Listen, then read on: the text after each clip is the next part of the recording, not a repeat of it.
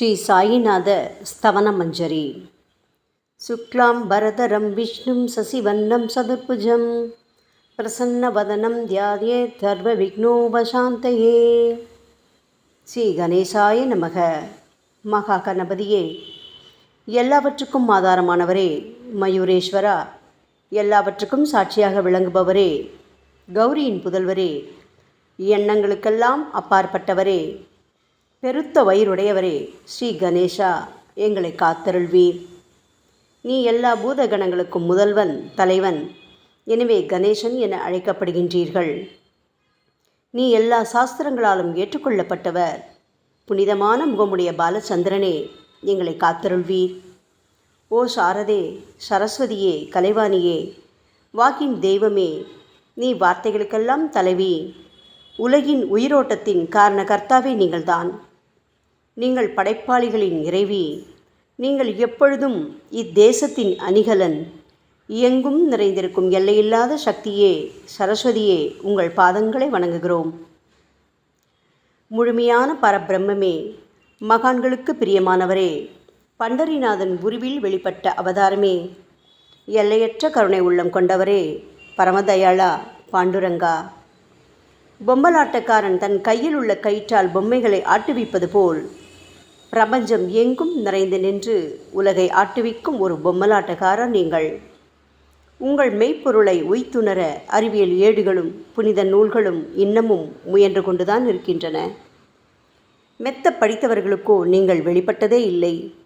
ஓ சக்கரபாணியே, பாண்டுரங்கா, அத்தகைய அறிவற்றவர்கள் வெறும் வார்த்தை ஜாலங்களிலேதான் சிக்கொண்டவர்கள். மகான்கள் மட்டுமே உங்களை உணர்வார்கள். மற்றவர்கள் குழப்பமடைந்துள்ளார்கள். உங்களுக்கு பக்தியோடு கூடிய சாஷ்டாங்க நமஸ்காரத்தை செய்கிறோம். ஓ 5 முகங்கள் கொண்ட சங்கரனே, மனித மண்டை ஓடுகளான மாலை அணிந்தவரே, நீலகண்டரே, திகம்பரா, ஓம்கார வடிவானவரே, பசுபதியே, எங்களை காத்தருள்வீர். எல்லா நேரங்களிலும் எவருடைய உதடுகள் உங்களுடைய நமச்சிவாய நாமத்தை உச்சரிக்கின்றதோ அவர்களது உலகியல் துன்பங்கள் முழுமையாக நீங்கிவிடும். ஓ ஜடாமுடியை தரித்த சிவனே, உங்கள் நாமத்தின் சக்தி அத்தகையது. உங்களது பாதங்களை வணங்கி நாங்கள் ஸ்ரீ சாயிநாதரின் புகழை கூறும் இந்த துதியை எழுதுகிறோம். இந்த அருட்பணி முழுமையடைய எங்களுக்கு அருள்வாயாக நீலகண்டா, ஆலகால விஷமுண்ட சிவனே. இப்பொழுது அத்ரி மகரிஷியின் புதல்வரான தத்தாத்ரேயர், அவரவர் குலதெய்வங்கள் இந்திரன், துகாராம், ஞானிகள் மற்றும் எல்லா சாய் பக்தர்களையும் பணிகிறோம். ஸ்ரீ ஷீரடி சாய்நாதா, உமக்கு வெற்றி கிட்டட்டும்.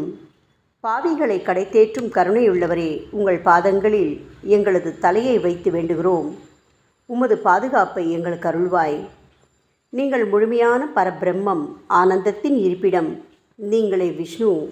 மன்மதனை எரித்த ஊமையொரு வாகனும் நீங்களே. சாயி, நீங்கள் மனித வடிவில் தோன்றிய இறைவன். அறிவு என்னும் ஆகாய சூரியன். நீங்கள் கருணை கடல். நீங்கள் பிறவி பிணிக்கு ஓர் அருமருந்து. நீங்கள் ஏழைகளுக்கும் கீழ்த்தட்டு மக்களுக்கும் விரும்பியதை கொடுக்கும் சிந்தாமணிக்கல்.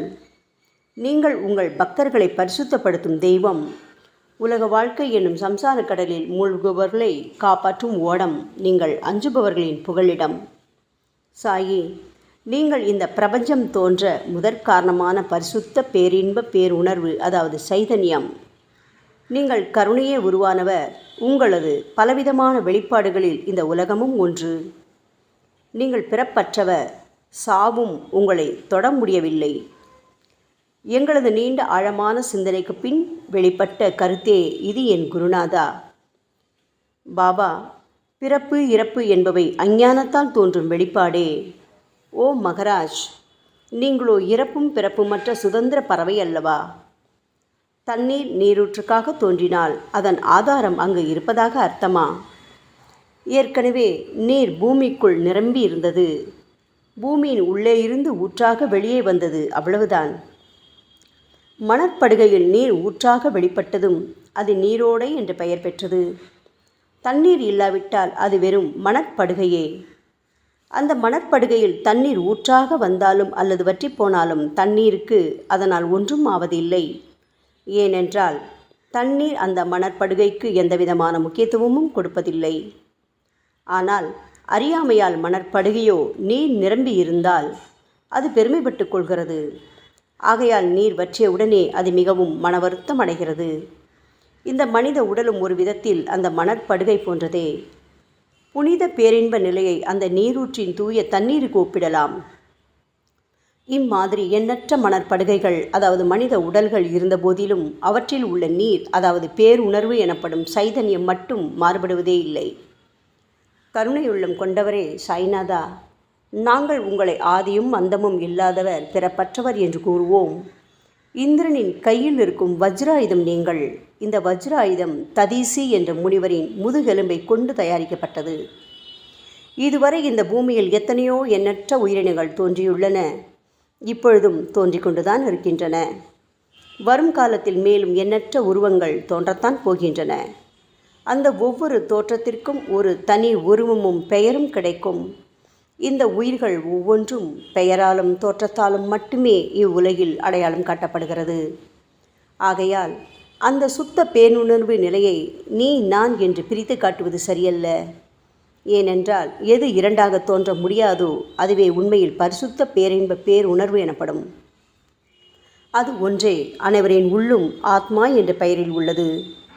மேலும் உண்மையை சொல்வதானால் அந்த ஒரே ஒரு சுத்த பேரின்ப பேருணர்வு நிலைதான் உலகம் முழுவதும் வியாபித்திருக்கிறது.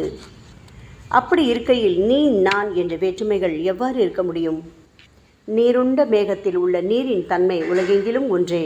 ஆனால் அது பூமியை அடைந்ததும் வெவ்வேறு தோற்றங்களை நதி, ஏரி, ஊற்று என ஏற்கின்றன.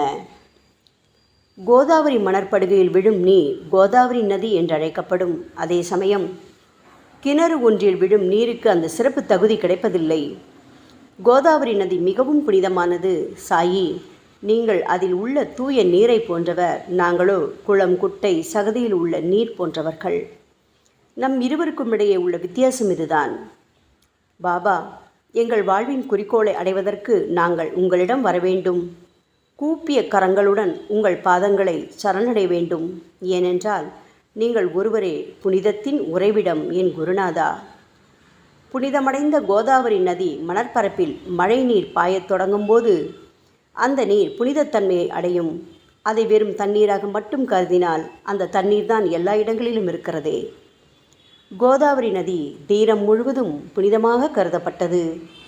பூமியின் அந்த மணற்பகுதி அதன் புனித தன்மையை நிர்ணயம் செய்கிறது.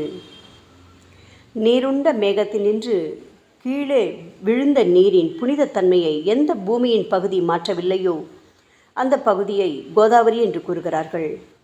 மற்ற பகுதிகளில் விழுந்த நீர் அந்த பகுதியில் உள்ள மண்ணின் குணத்தை ஏற்றுக்கொண்டது, புனித தன்மையை இழக்கிறது.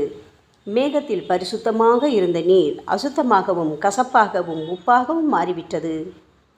6 வித உட்பகைகளான காமம், கோபம், பேராசை, வெறுப்பு, அகங்காரம், பொறாமை இவற்றை அகற்றி புனித உடலெடுத்து வந்த குருநாதா, குருதேவா, தங்களை புனித மகான் என்று அழைப்பதே சால பொருந்தும்.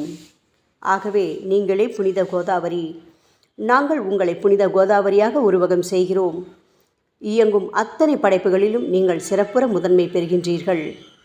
உலகம் தோன்றியது முதலே பிரம்மா உயிர்களை படைக்க ஆரம்பித்ததிலிருந்தே கோதாவரி நதி இருக்கிறது. நீர் நிறைந்து பாயும் அந்த நதியில் இன்று வரை தண்ணீர் வற்றியதே இல்லை.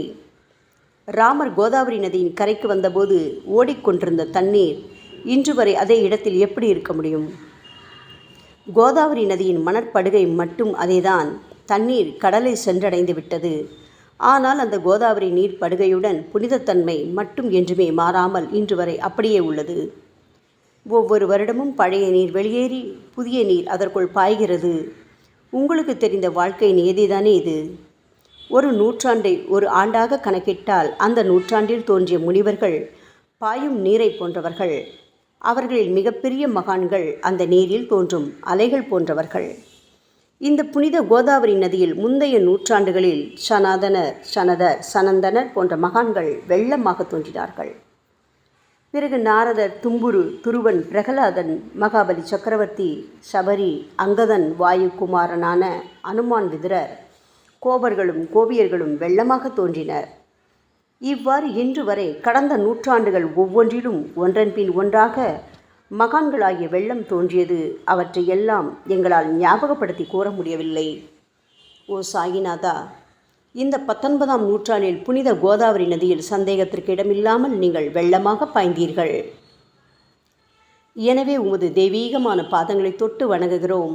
சாய் மகராஜா, நாங்கள் செய்யும் தவறுகளை தயவு செய்து உங்கள் கவனத்தில் வைத்து கொள்ள வேண்டாம் என மன்றாடி கேட்டுக்கொள்கிறோம். சாயி, நாங்கள் எளியவர்கள், ஏதும் அறியாதவர்கள், தீய குணங்கள் கொண்ட மிகப்பெரிய பாவிகள். எங்களை புறந்தள்ளி விடாதீர்கள், கைவிட்டு விடாதீர்கள். மட்டமான உலோகத்தையும் தங்கமாக மாற்றும் சக்தி கொண்ட ரசவாத கல் இரும்பினுடைய இயற்கையான தன்மைகளை பொருட்படுத்துவதில்லை. அதேபோல் கோதாவரி நதியும் தன்னுள் கலக்கும் சிறு சிறு ஓடைகளை திருப்பி அனுப்புவதில்லை. பாபா, அநேக தீய குணங்களை எங்களுக்குள் கொண்டவர்கள் நாங்கள். உங்களது கருணை மிகுந்த பார்வையால் தயவு செய்து அவற்றை சடுதியில் அழித்து விடுங்கள். இது மட்டுமே தான் உங்கள் அடிமைகளான எங்களது வேண்டுகோள். ரசவாத கல்லின் தொடர்பு ஏற்பட்டும் இரும்பின் இயற்கை தன்மைகள் அழிக்கப்படாவிட்டால் சாயிநாதா, அது ரசவாத கல்லின் பெருமைக்கு இழுக்கல்லவா? பாபா, எங்களை பாவியாகவே இருக்கும்படி விட்டுவிடாதீர்கள். தங்களை குறைவாக மதிப்பிட்டு கொள்ளாதீர்கள். நீங்கள் ரசவாத கல், நாங்கள் இரும்பு. எங்களுக்கு ஏற்படும் இழிவுகள் தங்களுக்கு ஏற்படும் இழிவுகள் அல்லவா? சாயிநாதா, குழந்தைகள் தவறுகள் செய்து கொண்டேதான் இருக்கிறது. ஆனால் அதற்காக தாயார் என்றுமே கோபமடைவதில்லை. இதை தயவு செய்து தாங்கள் நினைவில் வைத்து கொண்டு எங்களுக்கு உங்கள் அருளாசிகளை தாருங்கள். ஓ சத்குரு சாய்நாதா, நீங்கள் எனது கற்பக விருட்சம், சம்சார கடலை கடக்க உதவும் கப்பல். சந்தேகத்திற்கு இடமின்றி நீங்கள் ஒருவர் மட்டுமே எங்களை கடைதேற்ற முடியும். சாயி, நீங்களே எங்களுக்கு காமதேனுவாகிய பசு. நீங்கள் சிந்தாமணி கல், ஞானவானில் சூரியனும் நீங்களே. நீங்கள் நற்பண்புகளின் சுரங்கம், ஸ்வர்க்கத்திற்கு ஏறிச் செல்லவதும் ஏனியும் நீங்களே அல்லவா எங்களது குருநாதா? புனித செயல்களின் நிறைகள் நிறைய கொண்டவரே, பரிசுத்தமானவரே, சாந்தி மற்றும் பேரின்பத்தின் மொத்த உருவமே தீனதயாளா, குறைகளற்ற முழுமையான அறிவாக உருவெடுத்தவரே, மனிதர்களில் உன்னதமானவரே, சாந்தி மற்றும் மன்னிப்பதின் உறைவிடமே, எங்களின் அடைக்கலமே, எங்களை ஆசீர்வதியுங்கள், எங்களை ஆசீர்வதியுங்கள். கலியுகம் ஆரம்பித்தவுடன் மகாவிஷ்ணுவால் உலகம் உய்ய அனுப்பப்பட்ட 9 நாதர்களில் ஒருவனான சத்குரு மச்சீந்திரநாதரும் நீங்களே. பரமேஸ்வரன் நெற்றிக்கண்ணை திறந்தவுடன் அந்த அக்னியில் தோன்றிய மகாத்மா ஜாலந்தரும் நீங்களே. நீங்கள் மகாராஷ்டிராவில் தோன்றி பக்தி மார்க்கத்தை பரப்பிய ஞானிகளான நிவிருத்திநாதர், ஞானேஸ்வரர், கபீர்தாசர், ஷேக் முகமது ஏகநாதர்.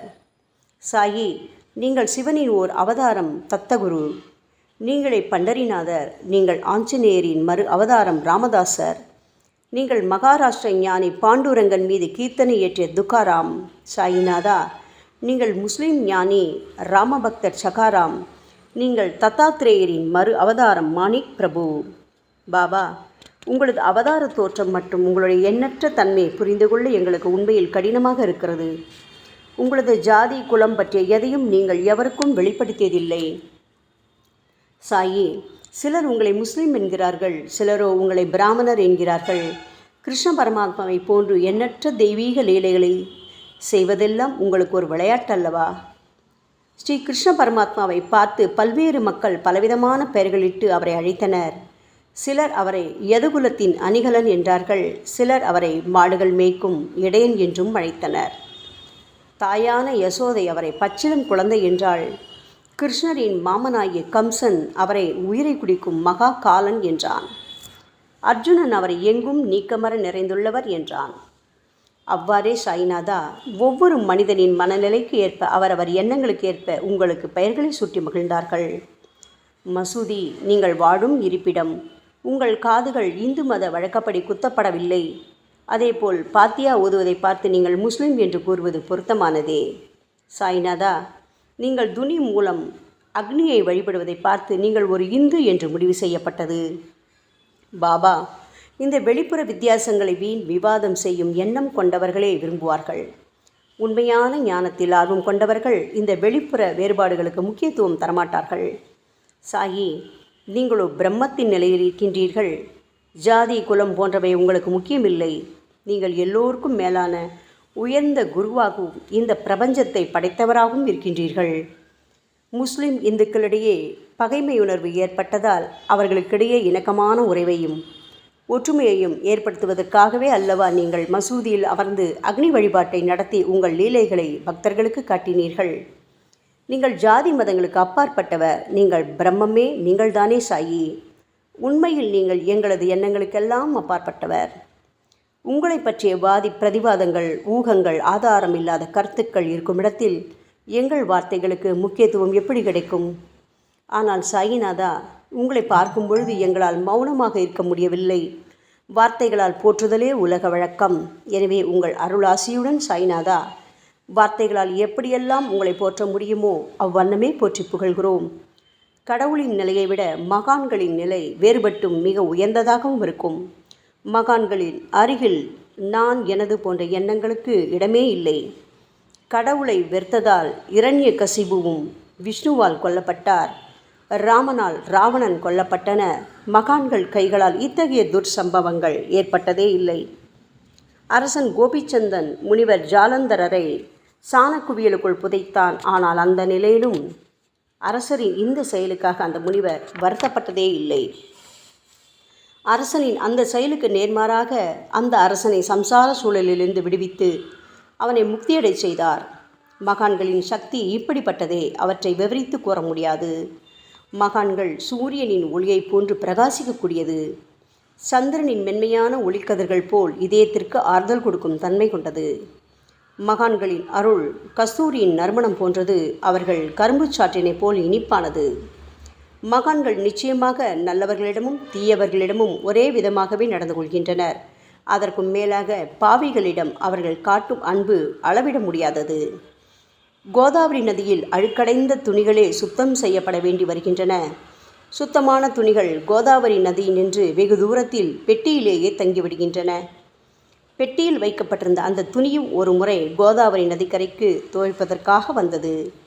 இந்த உவமையில் பெட்டிதான் வைகுண்டம், நீங்களே கோதாவரி. கோதாவரி நதிக்கரையே நம்பிக்கை. எல்லா உயிரினங்களும் துணிகள்.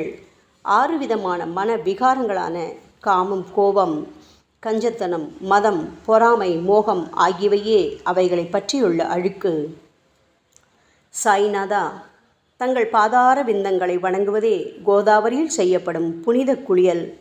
ஓ சமர்த்தரே, எங்களது எல்லா பாவங்களையும் மன அழுக்கங்களையும் போக்கி எங்களை சுத்தப்படுத்துங்கள் குருநாதா. பாபா, எங்கள் சம்சார வாழ்க்கையில் உழலும் மக்களாகி நாங்கள் மேலும் மேலும் பாவம் செய்கின்றவர்களாக இருக்கிறோம்.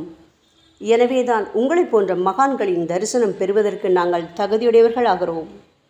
கோதாவரி நதியில் தண்ணீர் நிரம்பியுள்ளது. படித்துறையில் துவைப்பதற்காக துணிகள் வருகின்றன. அவை துவைக்கப்பட்டு சுத்தப்படுத்தப்படாவிட்டால் அது கோதாவரி நதிக்கல்லவா இழுக்கை தேடித்தரும். என் குருநாதா, நீங்கள் அடர்ந்த இலைகளுடன் கூடிய நிழலையும் குளிர்ச்சியையும் தரும் மரம். உண்மையில் நாங்கள் எல்லாம் வழிப்போக்கர்கள். எங்களை 3 வித துக்கங்கள், அதாவது இயற்கை இடர்பாடுகளால் வரும் துன்பங்கள், எங்களது உடலுக்கு வரும் நோய் நொடிகள், அஞ்ஞானத்தால் நிரம்பிவிடும் பாவமூட்டை எனப்படும் வெயில் கடுமையாக சுட்டெரிக்கின்றன. கருணாமூர்த்தியே, சாயி, அந்த சுட்டெரிக்கும் 3 வித தாபங்களின் வெப்பத்திலிருந்து தயவு செய்து எங்களை காப்பாற்றும். தங்களது கருணை என்னும் குளிர்ந்த நிழல் இந்த சம்சாரம் என்னும் வாழ்க்கை கடலை கடக்க உதவும் தன்மை கொண்டது.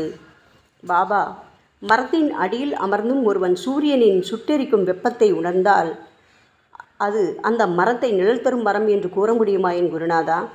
சாயி, உங்கள் அருளின்றி இந்த உலகில் நல்லது என்பது ஏற்படுவதில்லை. எனவேதான் தர்மத்தை நிலை நிறுத்துவதற்காக அந்த பரந்தாமனே அர்ஜுனனுக்கு நண்பனாக, வழிகாட்டியாக மற்றும் ஆன்மீகவாதியாக மாறினார். சுக்ரீவனின் அன்பினால் தானே விபீடனன் அரசன் ராமனின் நட்பை பெற்றான். சொல்லப்போனால் ஸ்ரீஹரியும் மகான்கள் மூலமாகத்தான் பெருமை பெற்றார். பிரம்மம் என்பது உருவமற்றது. எனவேதான் வேதங்களால் அதை வர்ணித்து கூற முடியவில்லை. ஆனால் பூமியில் அதை மனித உருவில் தோன்ற வைத்து மகான்கள் அதன் உருவமற்ற தன்மையை மாற்றினர். தாமாஜி என்ற பக்தனுக்காக பகவான் பாண்டுரங்கனை ஒரு தாழ்த்தப்பட்ட குலத்தில் பிறந்தார். சோகமேளா என்ற பக்தருக்காக உலகை காக்கும் தெய்வமே இறந்த எருமைகளின் உயிரற்ற உடல்களை எடுத்தார். மகாராஷ்டிர ஞானி மகான் ஏக்நாத் என்ற பக்தனின் பெருமையை உணர்ந்த பரம்பொருள் பாண்டுரங்கனின் மாறுவிடத்தில் வந்து தண்ணீர் சுமந்து உழைத்தார். உண்மையில் மகான்கள் எல்லாவற்றையும் தாங்கும் சக்தியும் சச்சிதானந்த பிரபுவாகிய இறைவனின் எஜமானர்களே. பாபா, இதற்கு மேல் நாங்கள் சொல்வதற்கு எதுவும் இல்லை. நீங்களே எங்களின் தாயும் தந்தையும். ஷீரடி கிராமத்தில் வசிக்கும் என் சத்குரு சாய்நாதா. சாயி, உங்கள் லீலைகளை எவர் ஒருவராலும் உண்மையிலேயே முழுமையாக புரிந்து கொள்ள முடியாது என்கின்ற பொழுது சாதாரண மனிதனாகிய நான் எவ்வாறு அவற்றை விளக்க முடியும் கூறுங்கள். எல்லா உயிரினங்களையும் காப்பாற்ற நீங்கள் ஷீரடிக்கு வந்திருக்கின்றீர்கள். மண் அகல் விளக்குகளில் வெறும் தண்ணீரை ஊற்றி அவற்றை எரிய வைத்தீர்கள். மிக குறுகிய மரப்பலகையை தொங்கும் ஊஞ்சல் படுக்கையாக்கி உங்கள் யோக சக்தியை உங்கள் பக்தர்களான எங்களுக்கு காட்டினீர்கள். அநேக பெண்களின் மலட்டுத்தன்மையை முழுவதுமாக நீக்கி குழந்தை பாக்கியத்தை பெறச் செய்தீர்கள். உதியின் மூலம் தீர்க்க முடியாத வியாதிகளையும் குணப்படுத்தி பரிபூர்ண சுகம் கொடுத்தீர்கள். என் சாயியே, இவ்வுலக சம்பந்தமான துன்பங்களை நீக்குவது உங்களுக்கு ஒரு பொருட்டே அல்ல. யானை ஒன்று எறும்பை சுமையாக கருதுமா? குருராயா, இப்பொழுது உங்களது பாதங்களை சரணடைந்து விட்டோம். எங்களை திருப்பி அனுப்பி புறந்தள்ளி விடாதீர்கள். எங்களின் மகாராஜ், நீங்கள் அரசர்களுக்கெல்லாம் அரசன். நீங்கள் குபேரனை விட செல்வம் அடைந்தவர். நிச்சயமாக தன்னிகரற்ற வைத்தியர். உங்களை விட மேலானவர் இந்த உலகில் நிச்சயமாக எவரும் இல்லை சாயி. மற்ற கடவுள்களை வணங்குவதற்கு தனித்தனியாக பூஜை பொருட்களும் வழிபாட்டு முறைகளும் உள்ளன. ஆனால் உங்களை வணங்குவதற்கு தகுதியான பொருட்களே இந்த உலகில் இல்லை என் குருநாதா. சூரியனின் ராஜ்யத்தில் தீபாவளி பண்டிகையை கொண்டாடுவதென்றால் எவ்விதமான பொருட்களை கொண்டு அதை கொண்டாடுவோம்? சமுத்திரத்தின் தாகத்தை தணிப்பதற்கு பூமியில் போதுமான தண்ணீர் கிடைக்காது. நெருப்பை சூடாக்குவதற்கு எங்கிருந்து அக்னியை கொண்டு வருவது? ஓ ஸ்ரீ சமர்த்த குருடாயா, பூஜை செய்ய உதவும் பொருட்கள் யாவற்றிலும் இருப்பது உன் ஆத்மாவே. ஆரம்பம் முதலே அவை உன் ஒரு பகுதியே அல்லவா? மேலே கூறப்பட்டவையெல்லாம் தத்வார்த்த ரீதியில் கூறப்பட்டவையே. அனுபவங்களின்றி கூறப்படும் வார்த்தை ஜாலங்கள் வீணே. சம்பிரதாய சடங்குகளின்படி உங்களுக்கு பூஜை செய்ய வேண்டுமென்றால் அதனை செய்வதற்கு தேவையான பூஜை சாமான்கள் எங்களிடத்தில் இல்லையே என் குருநாதா. கருணாமூர்த்தியே, எங்களின் கற்பனை திறனின் அடிப்படையில் உங்களுக்கு வழிபாடு செய்கிறோம். தயவு செய்து அந்த வழிபாட்டை இந்த அடிமைகளிடமிருந்து ஏற்றுக்கொள்ளுங்கள். சாயி, இப்பொழுது எங்களது அன்பு மிகுந்த கண்ணீரால் உங்கள் பாதங்களை கழுவுகிறோம். உண்மையான பக்தி என்னும் சந்தனத்தை அரைத்து சாந்தாக்கி உமக்கு இடுகிறோம். அழகிய வார்த்தைகளால் எழுதப்பட்ட இந்த துதியையை உமக்கு மாலையாக அணிவிக்கின்றோம். எங்களது கெட்ட குணங்களை தூபமாக்கி உமக்கு முன் எரிய விடுகிறோம். உமக்கு முன் எரியும் போது எந்தவிதமான தீய வாசனையும் எழுவதில்லை. சாயி, உமக்கு முன்பு இல்லாமல் வேறு எங்காவது இந்த தூபம் எரிய விடப்பட்டால் அது கீழே உள்ளது மாதிரி ஆகும். அதாவது சாம்பிராணியை நெருப்பில் போட்டவுடன் அது பொசுங்கி அதில் உள்ள நல்ல மனம் என்ற நற்குணம் அதை விட்டு மறைந்து போகிறது. பாபா, உமக்கு முன் அது எரியும் போது எங்களது கெட்ட குணம் என்கின்ற அழுக்குகள் எரிந்து நல்ல குணம் மட்டுமே மிஞ்சியிருக்கிறது. மனதில் உள்ள தீய குணங்கள் யாவும் எரிந்த பிறகு மனம் மாசற்ற தூய கங்கை தீர்த்தம் போல் ஆகின்றது. கருணை மூர்த்தியே, மாயை மோகம் என்ற தீபத்தை உங்கள் முன் ஏற்றி காட்டுகிறோம். அதன் மூலம் எங்களது மனம் வைராக்கியத்தை அடைய அருள்வீராக. பரிசுத்தமான நம்பிக்கை என்ற சிம்மாசனத்தை நீங்கள் என்னுள் அமர்வதற்கு ஆசனமாக உமக்கு தருகிறோம். அதில் அமர்ந்து கொண்டு எங்களது பக்தி என்ற நெய்வேத்தியத்தை ஏற்றுக்கொள்ளுங்கள் சாயி. எங்களது பக்தி என்ற நெய்வேத்தியத்தை ஏற்றுக்கொண்டு அதன் சாரை மட்டுமாவது எங்களுக்கு தயவு செய்து கொடுப்பீராக. ஏனெனில் நாங்கள் எல்லாம் உமது பால்குடி மாறாத பச்சிலம் குழந்தைகள் அல்லவா. உங்கள் அருட்பாலில் எனக்கு உரிமை உண்டு. பாபா, என் மனத்தையே உமக்கு தட்சணையாக கொடுக்கிறேன். ஆகையால் நாங்கள் செய்யும் காரியங்கள் யாவற்றிலும் நான் செய்கிறேன் என்று நாங்கள் உரிமை கொண்டாட முடியாது. ஏனென்றால் நினைக்கும் மனதைத்தான் உமக்கு அர்ப்பணித்து விட்டோமே சாயி. இப்பொழுது பணிவுடன் கூடிய பிரார்த்தனையோடு உங்கள் பாதங்களில் சாஷ்டாங்க நமஸ்காரம் செய்கிறோம். ஓ தெய்வீக சாய்நாதா, தயவு செய்து நீங்கள் அதை ஏற்றுக்கொள்ளுங்கள். 8 பிரார்த்தனைகள். சாய்நாதா, சாந்தமான மனம் உடையவரே, அறிவின் சிகரமே, அன்புள்ளம் கொண்டவரே, கருணை கடலே, உண்மையின் உறைவிடமே, மாயை என்னும் இருளை அகற்றுபவரே, ஜாதி மதங்களுக்கு அப்பாற்பட்ட துறவியே, எங்களின் புரிந்து கொள்ளும் திறமைக்கும் அப்பாற்பட்டவரே, அன்பின் இருப்பிடமே, ஷீரடிநாதா, எங்களை காப்பாற்றும், எங்களை காப்பாற்றும்.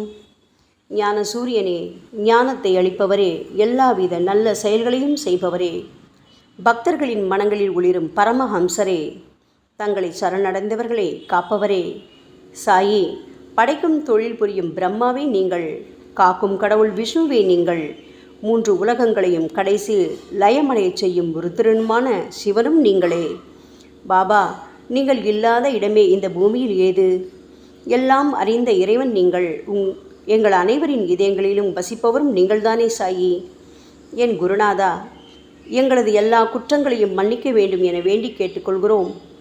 அலை அலைகளாக வரும் சந்தேகங்களையும் மன மயக்கங்களையும் போக்குவீராக.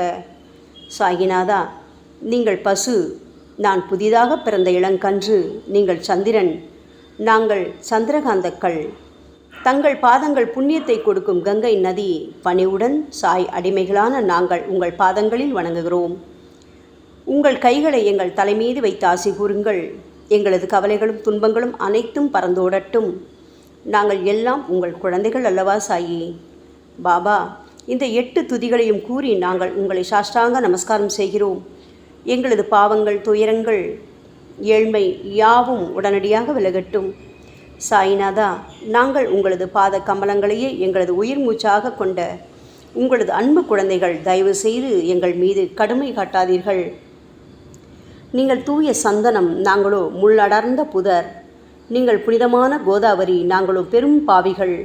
ஓ குருநாதா, உங்கள் தரிசனம் கிடைத்த பிறகும் எங்களிடம் உள்ள கெட்ட குணங்கள் என்ற அழுக்கு எங்கள் மனதிலேயே தங்கி இருக்குமானால் உங்களை சந்தனம் எப்படி என்று கூறுவார்கள்?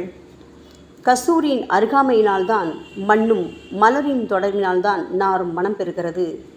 மகான்களும் அப்படிப்பட்டவர்களே. அவர்களுடன் தொடர்புடைய எந்த பொருளும் மிகவும் உயர்வாக மதிக்கப்படுகிறது. சிவபெருமானின் விபூதி, நந்தி ஆகியவற்றை ஏற்றுக்கொண்டதால் 8 திக்குகளிலும் அந்த பொருட்கள் புகழ் பெறுகின்றன. இடையர்களை மகிழ்விப்பதற்காக யமுனை நதிக்கரையில் உள்ள பிருந்தாவனத்தில் உலகிற்கெல்லாம் இறைவனான கிருஷ்ண பரமாத்மா ஊரியடி என்ற விளையாட்டை விளையாடினான். அனைவராலும் அது ஏற்றுக்கொள்ளப்பட்டது. ஆகவே நாங்கள் பாவிகளான போதிலும் உங்கள் சேவையில் ஈடுபட்டுள்ளோம். ஓ குருநாதரே, எங்களது நிலைமையை பற்றி மனதில் தயவு செய்து எண்ணிப்பாரும். ஓ சாயிநாதா கருணாமூர்த்தியே, இந்த லௌகீக உலகிலோ அல்லது ஆன்மீக வழியிலோ எந்த விஷயங்களெல்லாம் எங்களுக்கு சந்தோஷத்தை கொடுக்கும் என எங்களது மனம் சந்தேகமில்லாமல் நம்புகின்றதோ அவற்றையெல்லாம் நீங்கள் எங்களுக்கு அளித்தருள வேண்டும் சாயி. உங்களது கருணையால் இந்த மாதிரி செய்துவிடுங்கள் சாயி. எங்களது மனத்தை அடக்கி விடுங்கள். சமுத்திரங்கள் எல்லாம் தித்திப்பாக மாறினால் பிறகு அவை உப்பு கரிக்குமே என்ற பயம் தோன்றாதே. பாபா, சமுத்திரத்தை தித்திப்பாக்கும் சக்தி உங்களுக்கு உண்டு. ஆகையால் தான் எங்களது இந்த வேண்டுகோள். தயவு செய்து இந்த வேண்டுகோளை நிறைவேற்றுங்கள் சாயி. எங்களிடம் என்னென்ன குறைகள் உண்டோ அவை அனைத்தும் உங்களுடையதே. ஆத்ம ஞானம் பெற்றவர்களில் முதலிடத்தில் உள்ள உங்களிடம் குறை என்பதை பொருந்தாதே. சரணாகத வச்சலா, இப்பொழுது இதற்கு மேலும் நான் ஏன் அதிகம் பேச வேண்டும்? நீங்கள் மட்டும்தானே எங்களது ஒரே அடைக்கலம். தாயின் இடுப்பில் உள்ள குழந்தை இயல்பாகவே பயமற்று இருக்கும் அல்லவா? மகாராஜா, இந்த துதியை எவரவர்களெல்லாம் அன்புடனும் ஆத்மார்த்தமாகவும் படிக்கின்றார்களோ அவர்கள் ஒவ்வொருவரின் ஆசைகளை தயவு செய்து நிறைவேற்றி கொடுங்கள் சாயி. இந்த துதியை படிப்பவர்களின் 3 வித தாபங்களையும், இயற்கையின் இடர்பாடுகளில் வரும் துன்பங்கள், நமது உடலுக்கு வரும் நோய் நொடிகள், அஞ்ஞானத்தால் நிரம்பிவிடும் பாவம் மூட்டை ஓராண்டிற்குள் விலகிவிடும் என்பதே இந்த துதிக்கு உங்களது ஆசையாக என்றென்றும் நிரந்தரமாக இருக்க வேண்டும் பாபா. பாராயண முறை. குளித்து முடித்துவிட்டு மனதில் முழுமையான நம்பிக்கையுடன் தொடர்ந்து இந்த துதியை பாராயணம் செய்ய வேண்டும். அப்படி முடியாவிட்டால் வாராவாரம் வியாழந்தோறும் சத்குருவை வணங்கி அவர் உருவை தியானம் செய்து கொண்டு இந்த துதியை பாராயணம் செய்யுங்கள். இதுவும் கூட முடியாவிட்டால் மாதம் வரும் 2 ஏகாதசி தினங்களில் இந்த துதியை பாராயணம் செய்யுங்கள். இது ஏற்படுத்தும் விளைவுகளை பார்த்து அதிசயப்படுவீர்கள். குருமூர்த்தியான சாய்நாதர் இந்த துதியை பாராயணம் செய்பவர்களுக்கு இவ்வுலகியல் ஆசைகளை முழுமையாக உடனடியாக நிறைவேற்றுவார். இந்த துதியை திரும்ப திரும்ப பாராயணம் செய்வதால் முட்டாள்கள் கூர்மையான புத்தியை அடைவார்கள். யாருடைய வாழ்நாளாவது குறைவானதாக இருப்பேன் இந்த துதியை அவர்கள் படிப்பதால் 100 ஆண்டு காலம் வாழ்வார்கள். இந்த துதியை தொடர்ந்து பாராயணம் செய்து வந்தால் செல்வம் குறைவாக ஏழையாக இருந்தால் செல்வத்தின் அதிபதி குபேரன் அவர்கள் வீட்டிற்கு வந்து தங்கி அவர்களுக்கு ஏவல் புரிவான். இது சத்தியம், இது சத்தியம், இது சத்தியம் என 3 முறை கூறுகிறார். குழந்தை செல்வம் இல்லாதவர்கள் இந்த துதியை தொடர்ந்து படித்து வந்தால் குழந்தை செல்வம் பெறுவர். இந்த துதியை படிப்பவர்களின் வியாதிகள் எல்லா பக்கங்களிலும் பறந்தோடிவிடும். வியாதி நின்று குணம் கிடைக்கும். இந்த துதியை திரும்ப படித்தால் பயம் மற்றும் கவலை மறைந்து போகும். மதிப்பும் மரியாதையும் கிடைக்கும். அழிவற்ற பிரம்மத்தை உணர்வார்கள். பிரம்ம ஞானம் கிட்டும். அறிவுடையோரே, இந்த துதியின் மீது உங்கள் இதயங்களில் முழுமையான நம்பிக்கை வையுங்கள். சந்தேகங்கள், நம்பிக்கையின்மை, தவறான எண்ணங்கள் ஆகியவற்றுக்கு கொஞ்சம் கூட மனத்தில் இடம் கொடுக்காதீர்கள். ஷீரடிக்கு புனித பயணம் மேற்கொள்ளுங்கள். பாபாவின் தாமரை பாதங்களை மனதில் இருத்துங்கள். அவர் அனாதைகளின் உறவினர், பக்தர்களின் விருப்பங்களை நிறைவேற்றும் கற்பகத்தரு, கேட்டதை கொடுக்கும் கலியுக தெய்வம். பாபாவால் உணர்வூட்டப்பட்டு இந்த துதியை நான் இயற்றினேன். இல்லாவிட்டால் எந்த விதமான முக்கியத்துவமும் இல்லாத என்னால் இந்த துதியை எவ்வாறு எழுத முடியும்? ஆங்கில ஆண்டு 1918 புரட்டாசி மாதம் வளர்பிறையில் விநாயக சதுர்த்தி அன்று சூரிய உதயத்துக்கு முன் இந்த பாமாலை நிறைவு செய்யப்பட்டது. புனிதம் வாய்ந்த நர்மதா நதிக்கரையில் இந்தூருக்கு அருகிலுள்ள ஊரான மகேஸ்வர கஷேத்திரத்தில் ஸ்ரீ அகல்யா தேவியின் சந்நிதியில் சாயிநாதரை போற்றி பாடும் இந்த சவண மஞ்சரி நிறைவடைந்துள்ளது. மகேஸ்வரம் என்ற புனித தலத்தில் இந்த துதி நிறைவடைந்தது.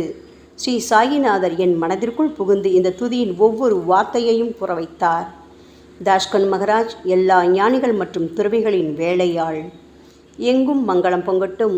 ஸ்ரீ சாயிநாதரை போற்றி பணிவுடன் எழுதப்பட்ட இந்த ஸ்ரீ சாயிநாத ஸ்தவன மஞ்சரி என்ற துதி பாராயணம் செய்பவர்கள் சம்சார கடலை கடக்க உதவட்டும்.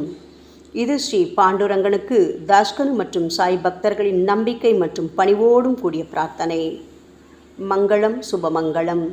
ஸ்ரீ சச்சிதானந்த சமர்த்த சத்குரு ஸ்ரீ சாய்நாத் மகராஜ் கி ஜெய். ஓம் சாய்ராம்.